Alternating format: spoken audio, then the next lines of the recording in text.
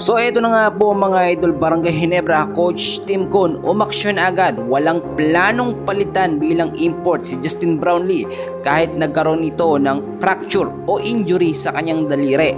Well, bago natin yan ipagpatuloy pag-usapan mga idol ko, please huwag nyo kakalimutan muna na mag-like and subscribe sa ating channel. Maraming salamat po. Well mga kaibigan, very unexpected po yung naging laban o Game 4 ng Barangay Ginebra kontra dito sa TNT Tropang Giga. Ang nangyayari kasi dito mga idol, hindi natin ine-expect na makakapaglaro si Justin Brownlee sa Game 4 dahil nga po nung Game 3 ay na-injury siya or nagkaroon siya ng fracture sa kanyang daliri, which is delikado yun, no? Chance nun hindi siya makapaglaro at mawala yung shooting niya sa labas, no? Dahil syempre hindi siya makakatira ng maayos. Pero nakita naman natin sa uling naging laban nga po ng Barangay Ginebra at ng TNT Tropang Giga, nakita nyo naman final score 95-78, panalo dyan ng Barangay Ginebra.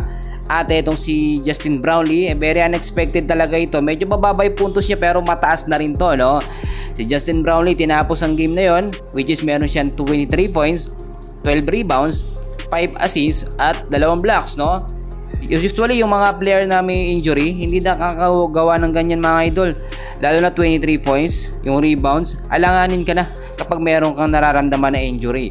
Pero hindi ho ininda ni Justin Brownlee yung naging fracture niya na yun, o injury niya, bagos tuloy-tuloy lamang yung game na kanyang ginagawa.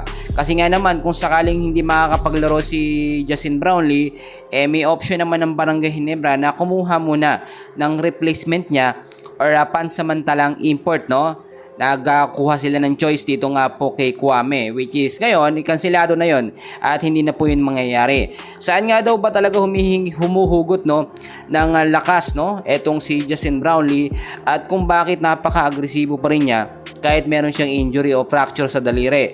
Inamin naman ni Justin Brownlee na sa mga fans talaga siya humuhugot ng lakas, no, sa kanyang paglalaro. Ayaw ho kasi ni Brownlee na biguin yung mga fans na umaasa sa kanya at hindi ho siya makapaglaro. Marami din nagsasabi na yung huling laban nga ng Barangay Ginebra kontra sa TNT Tropang Giga meron daw pagkakamali si Coach Tim Con sa lineup. Dapat daw ho kasi pinapasok ni Coach Tim Con, no, etong si Tenorio or kaya naman si Pinto, no, sa mga crucial game, lalo na kapag minsan hindi makapaglaro si Justin Brownlee. Pero hindi ginagamit mga kaibigan ni Coach Tim Con. Syempre alam nyo, may sistema si Coach Tim Con na hindi natin alam, na siya lamang ang nakakaalam. So yung sinasabi natin dito kung bakit hindi ginagamit si Eli Tenorio, may plano dyan. Siguro sa mga iba pang game or sa mas malalakas na team, doon gagamitin si Tenorio. So maghintay-hintay lamang tayo. Huwag niyong sisihin mga kaibigan, no? Kasi ang sinasabi nila, eto nga daw pong si Kina ay kinakain lamang, no, ang depensa niya. Ito nga pong si Abrientos, yung depensa kinakain lamang ni ng Batak. Para sa akin mga kaibigan, maghintay tayo ng mga fully update ito nga po sa Barangay Ginebra. Pero para sa akin, no, maganda yung pinapakita ngayon ni Justin Brownlee. Siyempre ayaw niya mapalitan bilang import. Marami nang napapatunayan si Justin Brownlee. At siya ang tunay na atleta mga kaibigan na kahit may injury hindi niya iniinda, no. Bagos tuloy pa rin ang laban hanggat kaya niya. Pero nakamonitor pa rin, no, ang mga medical assistance sa kanya dahil in case na lumala o sumakit yung kanyang fracture sa daliri, anytime soon pwede siya magpahinga muna, no? At syempre wag sana maging malala.